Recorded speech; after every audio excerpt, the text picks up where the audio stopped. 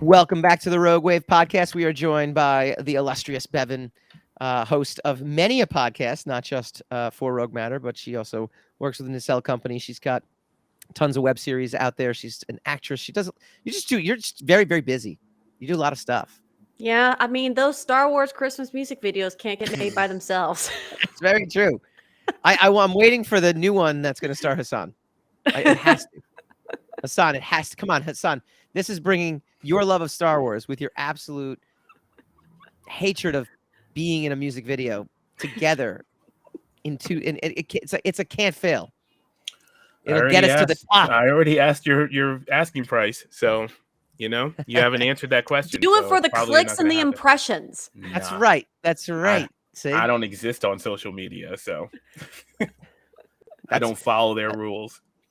That's it. You got to pay me for my time. I don't want the attention. I really don't. I love it. Not interested. I love it. All right. So we had a couple of distressing news, I guess. Upsetting news. It started last week when the voice of Batman, and we'll get to him in a second, Kevin Conroy, kind of suddenly passed away. I mean, it was not something I think that was widely expected. But it happened. And then it followed by Jason David Frank as the Green Ranger. Now, to be fair, Power Rangers was just after my time. So it was not like wrapped up in my childhood so much. But obviously still a great loss. But Victoria, I know, Bevin, I know you are absolutely a Power Ranger geek. You grew up with it. Yeah. And you got to interview many a Power Ranger and talk to many a Power Ranger. Yeah, it's funny because Power Rangers is one of those IPs that I was obsessed with. Like, I'm right at that sweet spot as a 90s kid where, like, I was part of a Power Rangers fan club. My dad begrudgingly took me to see the first Power Rangers movie. Like, my brother and I dressed up as Power Rangers for Halloween. It was a big deal. They were a big deal. And then you go back and watch it as an adult and you're like, oh God, this is terrible. This is awful. So it doesn't age as well as like the Batman animated series. But I will say this, like Jason David Frank, when he came to Power Rangers, all of the boys immediately wanted to be him because he was brought onto the show as a bad ranger first. He was an evil ranger that Rita Repulsa, Green Ranger. Yeah, that Rita Repulsa like put a spell on him, and he worked for her. And my God, his Zords were so cool, like the Dragon Zord, and he summoned him with his little. That was really cool. And then what ended up happening after that is that they brought him back to be the White Ranger, and that was actually my favorite iteration of Tommy. Was him as the White Ranger. He became the leader of the Power Rangers, and that's the version that you saw in the first Power Rangers movie with Ivan Ooze as the villain, which was a great villain. It's still to this day, I can watch that movie and be like, that guy that played Ivan Ooze, killing it in that one.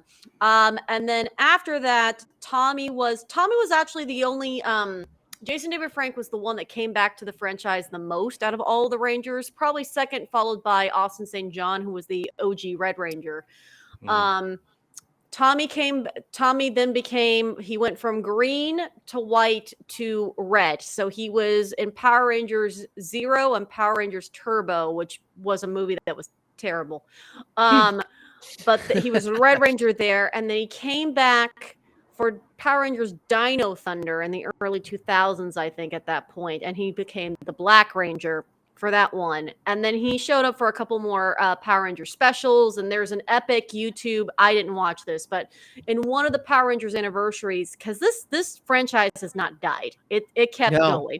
It's still going. Much to my surprise, I got to be honest with you. I mean, it's they were borrowing the IP from Japan, and they made all of this B-roll content. It was very cheap.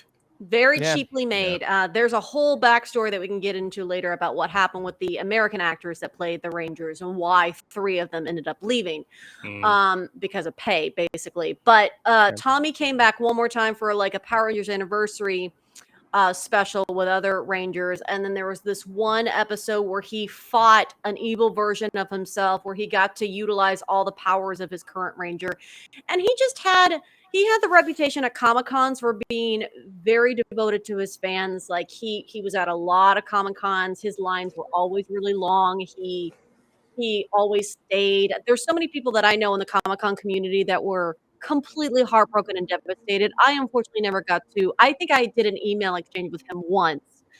No, I not. I think I did, but I never got to physically interact with him in person. But the Rangers I have met, the OG Red Ranger and the Blue Ranger and the OG Black Ranger, they're all completely devastated. And Oh yeah.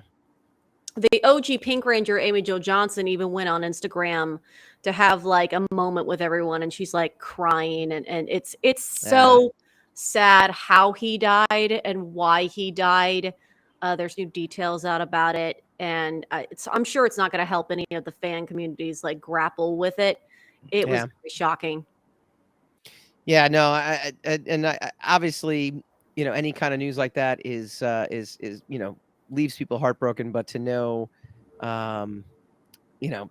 49 years old, still very beloved. It's never easy. It's just never easy.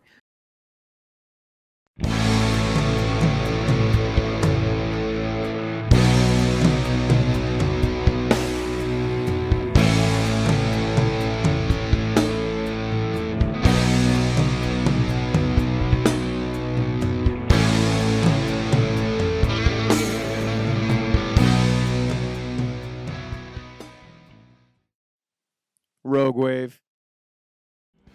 Hi guys, Mike Dolce here from the Rogue Wave podcast. If you like this video, please feel free to like, share, subscribe, all that fun stuff. It really helps us out. Leave a comment, let us know what you'd like to see in future episodes, and tune in every Wednesday night, 8 p.m. Eastern for a brand new episode of the Rogue Wave podcast.